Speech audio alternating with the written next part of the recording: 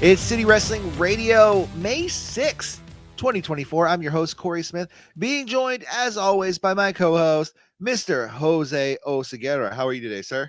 Doing very well. Nice little weekend we had here on our hands. Early show. We got to get it out of the way sooner than later. We didn't have to wait till 11 p.m. on a Sunday to do this. Yeah, exactly. Backlash 2024 is in the book. Backlash Francais. Plenty of wine, cheese, baguettes, all plenty to go around. But it's in the books now. And Jose, what did you think of this show overall? It's a roller coaster. I had Yeah. some really fun highs and some really low lows. Something in between. We got it all, didn't we? Well, I mean, I guess you could say we got it all, but we didn't get Uncle Howdy. There were no major title changes, which I don't think any were expected. I know we had the women's tag title changes. I just don't consider that a major title. I don't know. Sure. It's a main roster title, not a major title, though. Yeah, and it was a title that was held by somebody the longest, right? Yes, of the bunch. Yeah. But we do have a new member of the Bloodline. Tonga Loa has made his WWE debut, helping Solo Sikoa and to his brother Tama Tonga defeat Team RKO. I don't know if that's what I call them, but yeah, right. No surprises there. I think we. But what do you think of this new kind of iteration of the Bloodline, or at least how it's shaping up to be?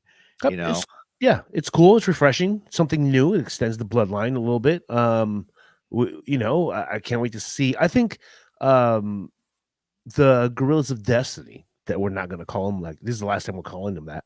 Probably their style is probably best suited for WWE. Yes. So it's definitely going to be it's going to be a marriage that's going to last a while, and I'm looking forward to what we have to see soon. Definitely, because I think with Tonga Loa showing up in WWE, that it puts Tama Tonga probably with his brother as a tag team role of the Bloodline. So now you have the main guy, Solo Sikoa. You have the tag team, which is the God, Gorillas of Destiny, and now you have that open spot for that powerhouse guy, that muscle, and I think it's going to be Jacob Fatu coming soon. Yeah. I think it's pretty much a consensus. I think word around the campfire is that there's already been talks and there's already been ink to paper. Yeah, I mean, apparently so, but it's yet to be seen. I think a lot of people were expecting him to show up at Backlash. But like I said earlier, there was no Uncle Howdy, and that was another one that I think I was kind of let down on. I mean, I know it was a good show overall, but with the weeks building up, I mean, it was like more and more evident. I was like, we're getting something. It's getting closer and closer and closer, and then all of a sudden, it just didn't happen. Yeah.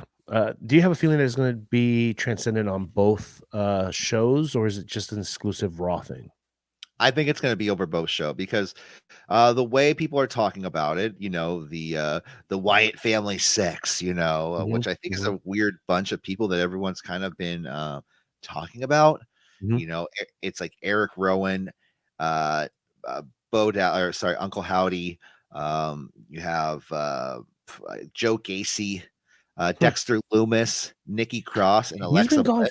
He's been gone for a long time, that Dexter guy.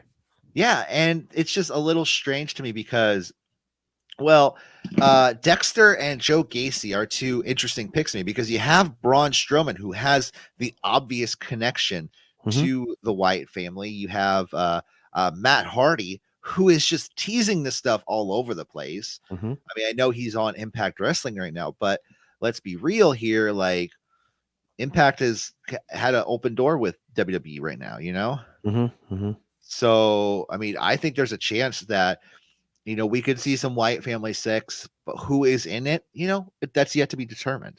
Yeah, we'll see. Maybe that's why the delay, or maybe they're waiting for the because roster week is this Monday. It's first day of a fresh new start. That's right. And yeah, all these drafts this last week was just like, it was like, we drafted everyone. Oh, but they're still wrestling on SmackDown this week. I'm like, what? Weird. Anyways. So let's kick it off with the show. Let's see, the Bloodline defeating Team RKO with the help of Tongaloa. I thought match was okay. Thought at the very beginning of the match it was very paint by the numbers. It quickly it started out. Everyone just started brawling in the crowd. Nick Aldis came out and said, this is now a no DQ street fight in his genuine English accent. Genuine. So it is funny though, because when Randy Orton came out, let's talk about this crowd real quick. This crowd is hot. They were waiting for their TV debut, and boy, did they get it! Because even Randy Orton come out, they're singing Randy Orton's theme song. Nobody has ever sang Randy. I don't even think the guy who wrote Randy Orton, the guy who sang Randy Orton's theme song, sang it that one time. He Yeah. sang it the one time, and he got it right. He just had to go on and get a sandwich afterwards. Yeah, but one take. They're singing every single song. They're going all night. Even with the, I'll mention it here with Jey Uso coming out to the ring later. The camera is shaking. Yes, because the ground is shaking. Yes, and it's just like, why can't we have this in America? Oh my god, yeah, it's because we can't get our shit together. Also, did you notice that every time there was a 2 count, they would go into like a 2 count chant? Yeah. They would say something in French, Yeah. Probably that. I'm thinking that was 2. Clap. Yeah. Let's see. So they there's a lot of weapon spots in this match on the outside. Tama Tonga hits a frog splash or gets frog splash through a table on the outside. Solo goes for a spike, standing on top of the announce table, which I thought was really funny because he's trying to give Randy Orton a spike standing on top of the table, but I'm like, that you're giving him a spike on top of the table. Yeah. What? I mean, I know in the video game. In the video game, it works. Okay. Sure. If the table breaks in the game, you get extra damage. Yeah, but why all the effort? Yeah, I feel you on that. Like you could have done it in the ring, could have done it outside, but to climb a table. Yeah. But Randy reverses it into an RKO. KO beats down on Tamba with the chair. We eventually get a really cool spot with a fisherman buster to Tama Tonga through kind of a chair gimmick that Kevin Owens put together. But then suddenly someone pulls the referee out. It's Tongaloa, seemingly the referee pulled himself out. Did you see that? The reverse angle of that spot? Did he? Tonga was a little late on it. He was a lot late. The referee jumped out of the ring. And he had his foot on the outside already. He's like, come on, pull my foot, dude. Come on, man. 2, 2.5, 2 3/4. He's like, I can't set this night off to a bad start for the referees. We're going to make great calls all night. Big credit to the ref, but he really pulled it off. From hard cam, it looked like it was perfect. Tongaloa then beats down on Randy and Kevin into the stairs, leading to Solo hitting a rock bottom and a Samoan spike to Kevin Owens. Jose, what did you think of this match? Okay, for those city wrestling, those city wrestling radio historians, you'll know that I don't like going outside. I don't like falls count anywhere. No DQ team stuff too. That's ridiculously. There's just too much going on. Who do I look at? Him there, him over there. It's not wrestling. Yeah. That being said, this was entertaining. I had fun. Hot opener. I mean, I think the crowd had a lot to do with my excitement for the match. Yeah. That's what I'm going to test that too. The crowd is the most important 6-man. It was 2-on-2. That's 4. Referees 5. The crowd was number 6. So they were a very important 6-man. Yeah, the crowd really helped the entire night with a lot of these matches. So definitely. Including this next match with Bayley defeating Tiffany Stratton and Naomi to retain her WWE Women's Championship. The crowd is firmly behind Bayley and Naomi. But I feel like I don't know if Tiffany lost a little bit of her luster or if I was right about the Australian crowd. They love their blondes down there. Oh, yeah. But I don't feel like she was as over in this match as she has been in previous matches or cities or whatever areas. Yeah, it's a regional business, I guess, right? Tiffany. So a lot of people are sitting there talking Tiffany Stratton up about this match. And while I do think Tiffany is probably one of the most athletic people on the roster, I feel like she's still got some work to go in the ring. I don't know if she's exactly ready for these championship matches. Because I felt like there were some spots that I don't want to say clunky, because like people are really praising Tiffany for this match, saying like, oh, it's one of the best women's matches we've seen in WWE in a long time, which it was good, but I felt like there was Tiffany needs a little bit more time. That's all I'm saying. Okay. She's got great potential, but I think she needs a little bit more time. What do you think of Tiffany Stratton in her spot in the women's division right now? I think that she looks great. I think she has good she's oozing charisma. She has great talent. She needs a ring general in there. And in this case, she had two. I'm not saying Naomi's, Bret Hart or anything like that, but a Bailey and Naomi helping you out carrying the match. That's what somebody like Tiffany needs at this stage. Yeah. That's what makes her look that extra special. And we'll find out later on how important a ring general truly is. Well, do you know who she's dating, right, in real life? Yeah, Ilya. Or no, Ludwig. Oh, Ludwig. That's right. Ludwig Kaiser. I just think it's Oh, funny. He that's kept saying right. ring general. I was like, I get all those Germans mixed up. so Tiffany, like I said, she hits a round off back spring elbow to Naomi. Thank you to my girlfriend for that gymnastics knowledge. Tiffany went for another handspring, but then tried to hit the elbow when Bailey caught her, went for a German suplex. Tiffany reversed out of the move, hitting Bailey with an Alabama slam. We have a Bailey to belly to Tiffy at one point. Another Alabama slam to Bailey onto the announce table. Tiffany then goes for the prettiest moonsault ever onto Naomi and Bailey, but both women dodge and they hit a 1D on Tiffany. Then Naomi and Bailey just start to trade pin attempts, and Bailey gets the win and retains her title. That was Thought weird. I wonder who produced that match. I thought it was a really good match up until that final moment where it just Just ended. ended. Yeah. Yeah. So it's a little weird, I think, on that point. But other than that, great match. What did you think of this match overall, Jose? Yeah, great match. Weird ending, but I'll take it. It was fun. I like the one-on-one battle between Naomi and Bailey. That's going to lead to some more confrontations. Hopefully, a Bianca turn. We'll see. To be Yeah. determined. Or Naomi turn, you mean? Well, Bianca's mixed in there a little bit, Oh, right? okay. Yeah.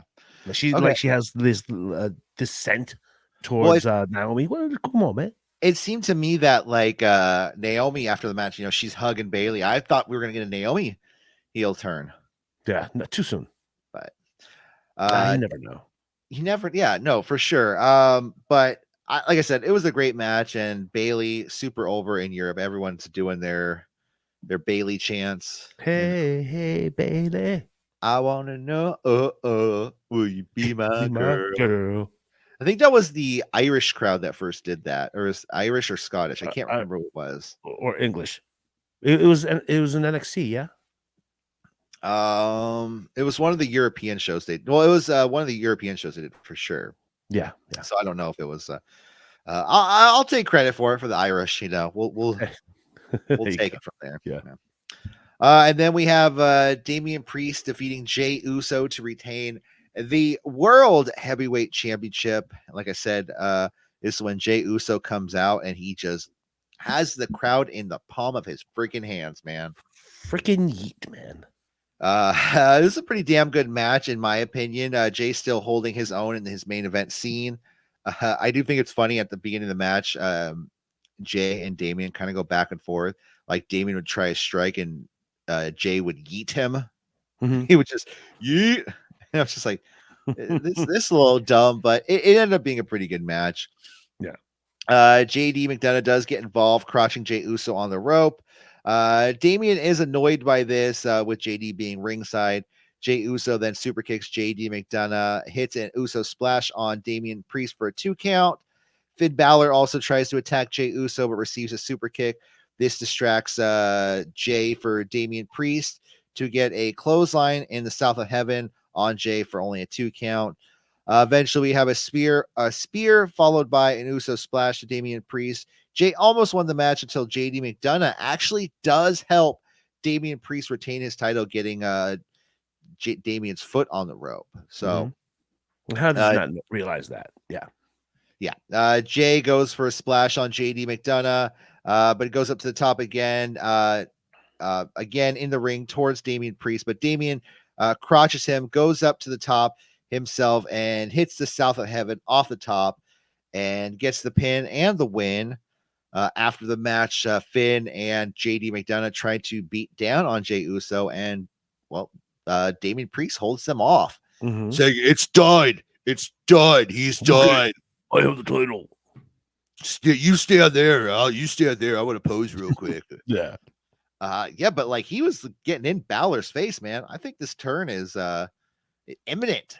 Yes, inevitable. I mean, I think it's going to happen, either tonight or later this week, next week. Yeah.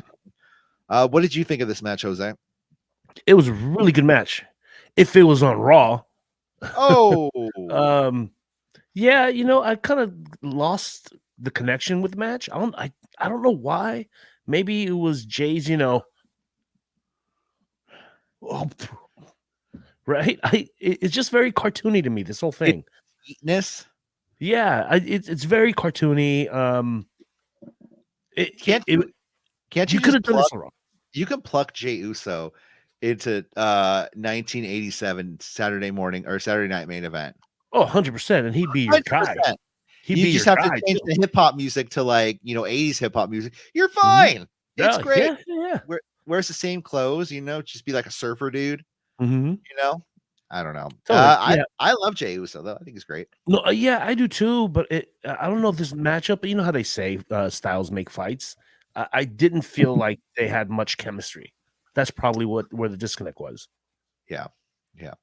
But I mean, I don't know. I thought it was a good match. JD being ringside, Finn being ringside. It continues the story. And what do you call it? Jay is just kind of holding this main event seat warm until Punk gets back, till Seth gets back. Boo. So at least in my opinion, that's what's going on here. Yeah. So. Well, I mean, I love Seth. He's cool. A lot of people hate him for some reason. I don't get it. But yeah. Okay. If you compare it to the next match, this is 5 stars. Most definitely. Did you see Seth at the Kentucky Derby? Yes, I did, and his outfit was 5 stars, and so was Becky's. Well, he shaved. He shaved, and he was more clean cut. Yes. His outfit, his tuxedo it wasn't a tuxedo. It was like a casual suit. Yeah, it was like think of like a guy from Mary Poppins, okay. like singing and dancing with like the southern hat. Yeah, I got you. Yeah, very cleaned up. Not flashy Seth. Hopefully we're looking at cleaned up, not so flashy Seth in the future. We'll see. Next up, we have probably the cluster of the night.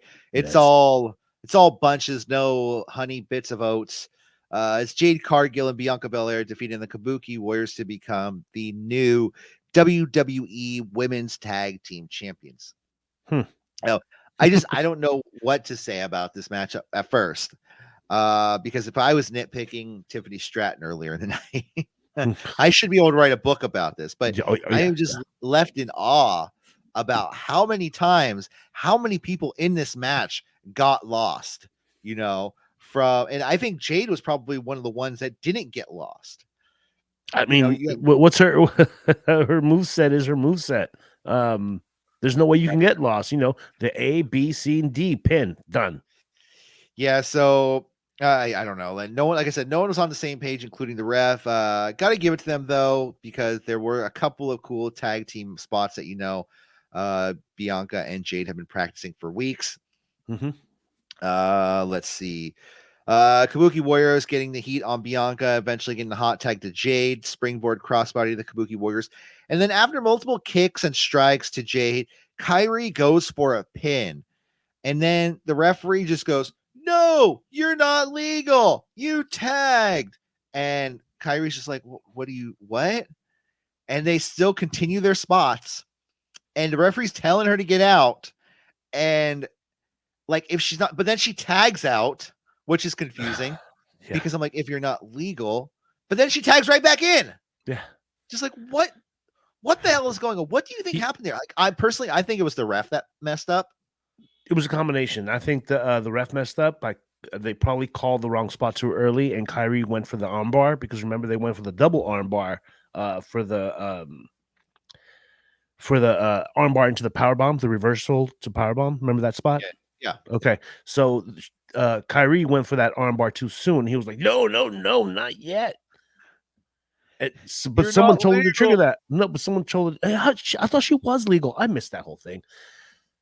I mean, I didn't miss it, but Yeah, I was yeah. confused by it. I was like, "What did I just see? Did I not see this right? What's going on?" I So thought I was a dummy, but apparently, like I said earlier, this needed a ring general. There's no and had leadership one, here. yeah, yeah. There's no Uh, leadership here. like I said, you had that spot where both Jade and Bianca power out of the submission holds. They hit power bombs on both the Kabuki Warriors. We have a Jaded to Kyrie, a KOD to Asuka, and Bianca gets the pin and the win. I mean, what more do you have to say, Jose? That was the sky blue spot. Remember? Oh God, yeah. It's just they need to be a little bit more on top of this. Whatever happened, they need to correct this immediately. Whether it was Kyrie, whether it was the ref, whether it was fucking Jade, Mhm. they got to fix this immediately because things like this happening, it's just Yeah, going to make Jade look worse and worse too. yeah. Who do you think was the leader in charge of calling the shots in that ring? Bianca. Probably. I'm either Bianca and Asuka. Uh, well, Oscar might have a little bit of a communications problem. She's always been a little bit rebellious in her style of ring work. I'm not saying she takes liberties, but she's been rebellious. I'll say that. There have been a few issues in the past with Kyrie too. Yeah, yeah. With other people and hitting spots. Mhm. Like remember that time? I can't remember the exact nature of it, but something happened with her and Charlotte Flair, and then she just got knocked right out by Mm, Charlotte mhm. by mistake. So I wonder if it's something to do with Kyrie. Whether she has a problem remembering spots. I don't know. I'm just kind Mhm. of spitballing there, I mean, but it's communication 'cause we know Kyrie speaks the least amount of English. yes, out of the bunch, yeah. Mhm. So I'm gonna go ahead and say it was ref fuck up. Fine his ass. Get that ref out of there. Oh man. Jesus Christ. Yeah, no, I mean, What is it? for a pay-per-view, you need a quality in-ring general. You need someone to call the shots properly. Either that or if it wasn't the ref, it was the producers of the match. Yeah. And then we have the main event of the evening. Cody Rhodes defeating AJ Styles to retain the undisputed WWE Championship. Boy, oh boy, we have a TNA original versus an AEW original for the WWE Championship, but they're having a New Japan Pro Wrestling match. Oh my God, how many promotions can we work into this match? Yeah. Two I'm former leaders of Bullet Club. Oh my God. I'm just glad they're mentioning all of the above. And was Cody ever really legit leader? No, I I don't remember think him. so. I know he beat Kenny in the leadership match. Oh, But maybe he I just wasn't. I just saw the BTE episodes of that. I saw it like maybe 2 weeks ago. If Um, Cody was the leader of Bullet Club, it was like when like when a manager quits and then the shift leader is the like the manager until they hire a new one. yeah, okay, yeah, that totally makes sense. That's what it Um, was. yeah, yeah. And The everyone's like, cool. They're like, no, dude, it's cool. Cody's in charge now. It's fine. We can yeah, take 12-minute breaks. It's fine. I don't care. yeah. I don't know if you remember the episode, the BTE episode where after the match, Cody goes to Kenny's dressing room and he's standing with champagne and flowers or something. He's like, "Congratulations, you're the real leader." And he was about to knock on the door, but the elite, being Kenny and the Young Bucks, were celebrating together and they were talking shit about Cody. So he puts down everything and just walks away all sad. Oh, poor Cody.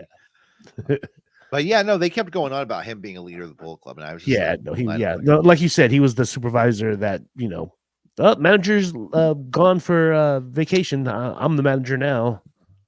I mean, WWE does have they have Tama Tonga, they have Carl Anderson, they have Finn Balor. And they don't have Bad Luck Fale, so he was Fale, I believe, was an original member. I Yes, believe totally. so. Yeah. Mhm. So yeah, this is a great match. This is a Mhm. really, really good match. These guys put on a clinic, to one of which I will pay full price for. Yes. We have a board buster to AJ. Cody eventually does do his Stardust callback spot because for some reason they've been teasing that the past couple. I feel like with Cody Rhodes now, everybody has to mention the Stardust thing. Like, you're not supposed to be champion, you were Stardust. AKA you used to suck. Now look at you. You still suck, but you have the top. Wait, what? That would be funny if, like, just say for Halloween, they do a Halloween theme show and Mhm. Cody's in a match and he comes out and he's still the champion and they have to announce the WWE World Heavyweight Champion Stardust. Stardust. That would be Yes. great. Yes, bring it. At one point, AJ ran towards the ropes and Cody threw AJ kind of into the ropes and it looked Mhm. like AJ hit his head. I thought he was gonna kind of suffer badly from that, but it Mhm. turned out to be fine. Yeah. Cody looked like he was going for a stalling vertical suplex on the top rope, but completely drops AJ Styles without hitting the spot. Cody powerbombs AJ through the French announce table. We have a double kick with both men knocking each other out. The two men power up and exchange strikes. Burning hammer to Cody. Cody cutter to AJ. Cody locks in the Kimura to AJ. Then we have a super Cody cutter to AJ Styles, which Woo! he almost fucked up Yes, he badly, did. Thank God for AJ. Thank God for badly, AJ. because Yes. he almost overshot AJ by a good Mhm. few inches. Mhm. That And that's why these guys make the big bucks. AJ yeah, Styles, you're my hero. yeah. And AJ, if you ever want to play video games with us, I have a PS5. I just need a game to play you on. But yeah, no, when I saw this, I was like, oh, Jesus Christ. But no, eventually he does hit the crossroads and gets the pin and the win. What did you think of this match, Jose? Worth the price of admission for the pay-per-view. Definitely. Match of the year for WWE, yes. Match of the year altogether. No, I So think far, we know so who far. really has that. We know who really owns that spot. But for WWE, this is the match of the year. I think Osprey is going to be competing with himself for match of the year. Yeah. I'm guessing he's going to have one match versus another match, and he's like, whatever, dude, I don't care. Whatever it Yeah. is, I'm going to win. Yeah. Yeah. So that was WWE Backlash Francais. And then after the show, we Mhm. had the announcement that WrestleMania 41, it is official. Las Vegas, the first time since 1993. If you want to hear what we thought about the last time WrestleMania was in Las Vegas, 1993, we did do a retro review. But I mean, this was really cool. I'm really glad they're doing Las Vegas because I have officially announced that I am going to WrestleMania. Oh, you're entering the King of the Ring, eh? I'm Pointing at sorry. I'm pointing at the sign. That's not the WrestleMania sign, but it's a sign nonetheless, and I'm pointing Yes. at it. Yes. So I mean, what do you think? WrestleMania in Las Vegas. Yeah, I'm considering joining you. That sounds like a good time. But what I'm most upset about is what's the delay. WrestleMania used to be on my birthday, March 28th. This is a Yeah. whole month later. What are they going to do in March? What are they going to do in the middle of man? That's my only. I'm Well, being nitpicky. It's not big deal, but you know what it is still is. they don't want to compete with the March Madness. Uh, it's They the, don't want to compete with that anymore. And but the one thing about this, I believe, is it. Let's see. I don't want to just say it because well, it is on 420. A wink. it is on 420. That is absolutely true. But let's see. I want to see when Easter is in 2025. Oh, that's a good question. Or spring break. Yeah, I don't know why it's not coming up for me. The Okay. date for Easter 2025. Nonetheless, oh yep, April 20th, 2025. So Wow. WrestleMania will be on Easter, which is Mm. also on 420, which is going to be WrestleMania in Las Vegas. Oh my So God. there are Oh, going to be plenty stoned rabbits in Las Vegas. I would put money right now in Las Vegas, $1,000. I guarantee you a bunny will show up, either by kayfabe or just by a fan bringing in their cosplay. Oh, I will bring bunny ears. I will wear bunny ears to WrestleMania. That's the bare Although minimum. we will be in Las Vegas and I'll probably be 3 edibles deep. Nonetheless, Yeah. I think that about does it here for us today at City Wrestling Radio. Yes. We're going to get out of here. We'll be back later in the week, talk all the news after Raw. But for City Wrestling Radio, I'm Corey Smith. I am Jose Osuna. And we'll see you next time. Take care. Have a good day. Bye.